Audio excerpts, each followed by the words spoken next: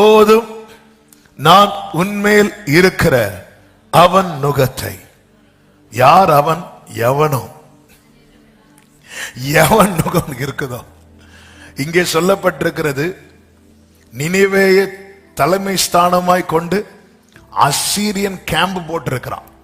அந்த அசீரியனுடைய நுகத்தை முறிப்பேன் என்று நமக்கு தெரியும். எசேக்கியா ராஜா தேவ சமூகத்திலே அந்த நுகத்தின் நிமித்தம் கதறின காரியம் ஏசாயா 37 சொல்லப்பட்டிருக்கிறது. நான் இந்த சரித்திரத்துக்குள் போகவில்லை, இந்த வார்த்தையை முன்வைத்து கடந்த வெள்ளிக்கிழமையே இந்த வார்த்தையை கர்த்தர் கொடுத்தார். நான் சொன்ன இது செய்தியா உள்ள வந்துட்டே இருக்கு அப்படின்னு. அதனால நாங்க ஸ்டாப் பண்ணாம கர்த்தர் சமூகத்தில் இந்த வார்த்தையை வைத்து மீண்டும் செபித்து உங்கள் மத்தியிலே இந்த வார்த்தையை இந்த வருஷத்தின் இந்த கடைசி மாதத்துல ஆமென் வந்திருக்கிற அன்பு உள்ளமே, கர்த்தர் விரும்புகிற காரியம் என்ன தெரியுமா? உன் கழுத்துல உலகத்தினுடைய சத்துருவனுடைய நுகம் இருக்க கூடாது. அந்த நுகம் எப்படிப்பட்டதா இருந்தாலும் அதை முறித்து உன் கட்டுகளை அறுப்பேன் என்று கர்த்தர் சொல்லுகிறார். ஒரு நுகத்துக்கு கீழே நம்ம இருக்கிறோம்னாலே நம்ம யாராயிட்டோம் தெரியுமா? சத்தமா சொல்லுங்க, அடிமை ஆயிட்டோம். ஆனா ஆண்டவர் சொல்லுகிறார் மத்தேயு 11:30, என் நுகம் மெதுவாயும் என் சுமை லகுவாயும் இருக்கிறது என்று. 29 என்ன சொல்லுகிறார்? நான் சாந்தமும் மனத்தாழ்மையுமாய் இருக்கிறேன், என் நுகத்தை உங்கள் மேல். பொதுவாகவே நுகத்தை ஏற்றுக்கொள்ளும் போது இப்படி யாரும் ரிக்வெஸ்ட் பண்ண மாட்டாங்க. பார்வோன் இஸ்ரவேல் மேல் நுகத்தை வைத்தது, எனக்கு இந்த செங்கல் செஞ்சு கொடுப்பியா அப்படிலாம் கிடையாது. அடி அவனை, ஒடுக்க அவனை, பிடி அவனை கொண்டு நுகத்துக்கு கீழே வச்சாங்க. யூசுவலா நுகத்தை இப்படிதான் வைப்பாங்க. ஆனா ஆண்டவருடைய நுகம் மட்டும் எப்படி தெரியுமா அவர் ரிக்வெஸ்ட் பண்றார்? இங்க பாரு, என் நுகத்தை. ஆண்டவர் நுகத்துக்கு உட்பட்டவர்கள் யாரு கிடையாது? அடிமை கிடையாது.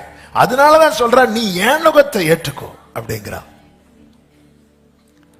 ஏன் ஆண்டவர் நுகத்தை ஏற்றவர்கள் அடிமை கிடையாதுன்னா, அந்த நுகத்துல இன்னொரு ஷோல்டர் யாருடையது இருக்கும் தெரியுமா? அவருடையது இருக்கும். இதை தவிர வேற எந்த நுகம் யார் மேல இருந்தாலும் அவர்கள் யாருக்கு அடிமை? அவர்களுக்கு அடிமை. தேவன் அனுமதிக்கிற நுகமே அல்லாமல் வேறே நுகம் நம்மில் காணப்படக்கூடாது என்பது நமக்குள் வாசம் பண்ணுகிற பரிசுத்த ஆவியானவருடைய ஏக்கமும் விருப்பமுமாயிருக்கிறது. எனவேதான் இந்த நாளிலே சபைக்கு, என்னை சமீபத்திலும் தூரத்திலும் இருந்து கேட்கிற ஒவ்வொரு அன்பு உள்ளங்களுக்கு கர்த்தர் இந்த வார்த்தை தருகிறார். இப்போதும் நான் உன் மேல் இருக்கிற அவன் நுகத்தை முறித்து உன் கட்டுகளை அறுப்பேன்.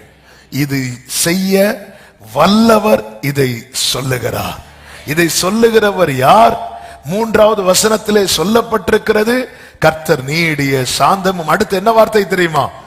மிகுந்த, கிரேட் இன் பவர், மிகுந்த வல்லமை உள்ளவர். தேவனால இந்த நுகத்தை முறிக்க முடியுமா? சத்தமா சொல்லுங்க. பல நேரத்தில் நம்முடைய ஏக்கமும் நம்முடைய புலம்பலும் நம்முடைய கண்ணீரும் தாவீதினுடைய ஒரு ஏக்கத்தின் ஒரு வேதனையின் வெளிப்பாடாய் தான் காணப்படும். தாவீது சங்கீதம் 42:9, சங்கீதம் 3:2 எப்படி சொல்லுவார்னா, சத்துருவினால் ஒடுக்கப்பட்டு நான் ஏன் துக்கத்துடனே தெரிய வேண்டும். மீண்டும் அதை 43:2 அதுதான் சொல்லுகிறார்.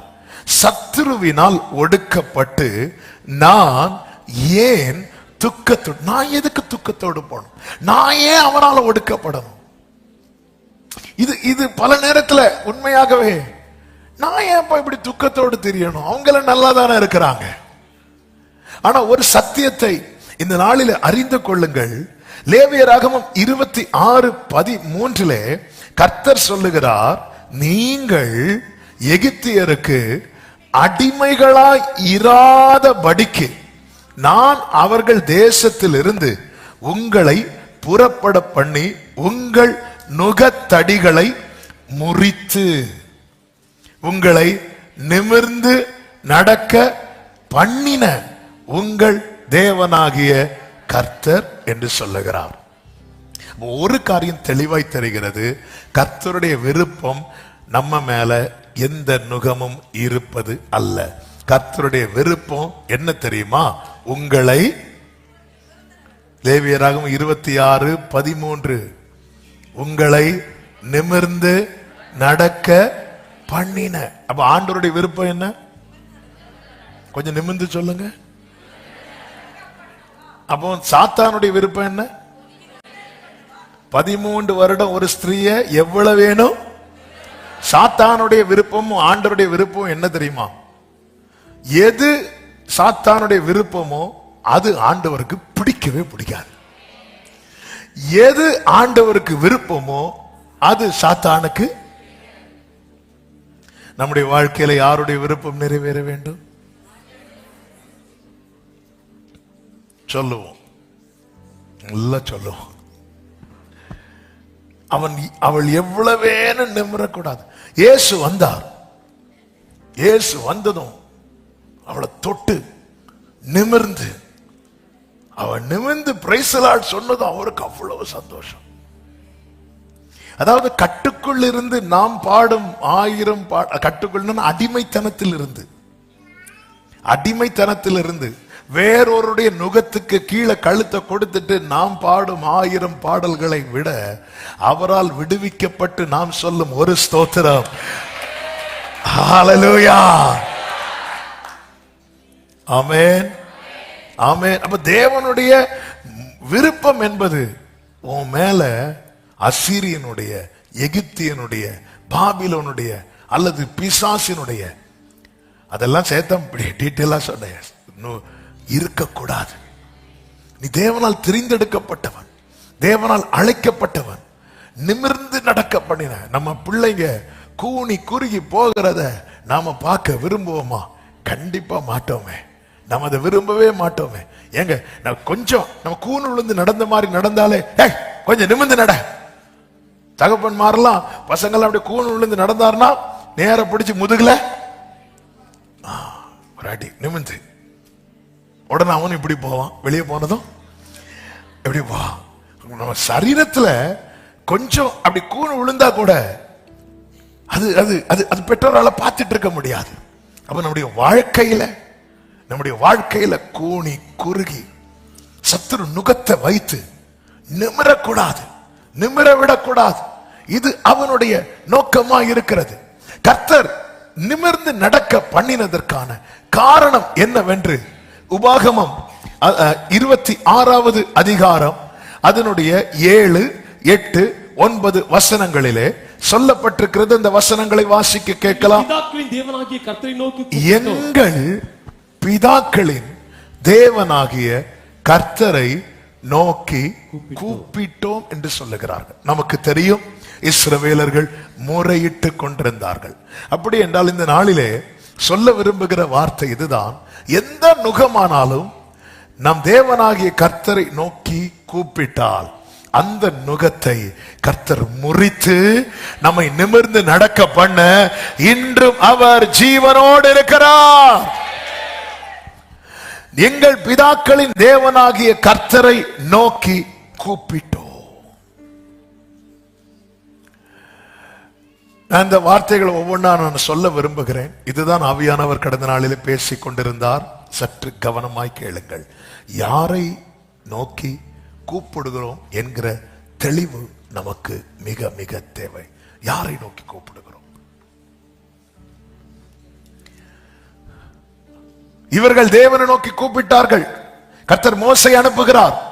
மோசையும் ஆரோனும் போய் இஸ்ரவேல் ஜனங்களிடத்திலே கர்த்தர் சொன்ன வார்த்தைகளையும் கர்த்தர் காண்பித்த அடையாளங்களையும் எல்லாம் முன்வைத்து விட்டு, கர்த்தர் உங்களுடைய நீங்கள் படும் உபத்திரவத்தை கண்ணோக்கி பார்த்தார் என்று சொன்னபோது யாத்திராகமம் 4:31 சொல்லப்பட்டிருக்கிறது, அவர்கள் தலை குனிந்து தொழுது கொண்டார்கள். விசுவாசித்தார்கள், தலை குனிந்து தொழுது கொண்டார்கள். இப்ப ஜனங்க யாரா இருக்கிறாங்க?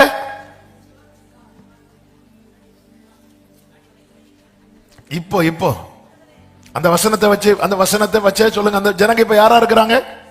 விசுவாசிங்க. விசுவாசி யாரு? விசுவாசி யாரு? விசுவாசிக்கிற விசுவாசி. விசுவாசிக்கிறவன் விசுவாசி. விசுவாசி யாருன்னு மெம்பர்ஷிப் ஃபார்ம்லாம் காட்ட வேண்டிய அவசியம் இல்ல. விசுவாசிக்கிற விசுவாசி. இப்ப இவங்க யாரு? விசுவாசிக்கிறாங்க, தொழுது கொள்ளுகிறார்கள். யாரை தொழுது கொள்ளுகிறார்கள்? தேவனை தொழுது கொள்ளுகிறார்கள். தேவனுடைய கிரியைகள் நம்முடைய வாழ்க்கையில தேவன் நடப்பிக்கிறது நாம நினைக்கிறது மாதிரி இருக்காது, ஆனா நடக்கும்.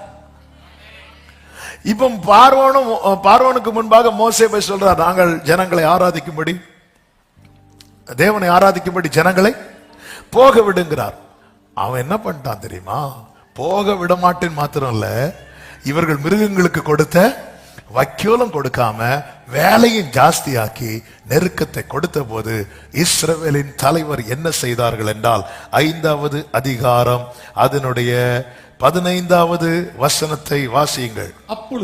அப்பொழுது இஸ்ரவேல் புத்திரரின் தலைவர் பார்வோனிடத்தில் போய் சத்தமிட்டு. இங்கதான் நம்ம பிரச்சனை பண்றோம். நாம் யாரிடத்தில் கேட்கிறோம்? நமக்கு வெள்ளிக்கிழமை வந்து உட்கார்ந்து இருக்கிறோம். ஏன்னா நமக்கு தெரியும் நுகத்தை முறிக்கிறது யாரு? நுகத்தை முறிக்கிறது கர்த்தர்னு நமக்கு தெரியும். விசுவாசிக்கிறோம், தொழுது கொள்ளுகிறோம். ஆனா நம்ம சத்தமிடுறது, நாம முறையிடுறது, நாம அழுறது யாரிடத்தில் இருக்கிறது? டைம் ஆச்சு நினைக்கிறேன். யார்கிட்ட இருக்கு? யாரிடத்தில் முறையிடுகிறோம்? ஆமென். யாரிடத்தில் முறையிடுகிறோம்? விசுவாச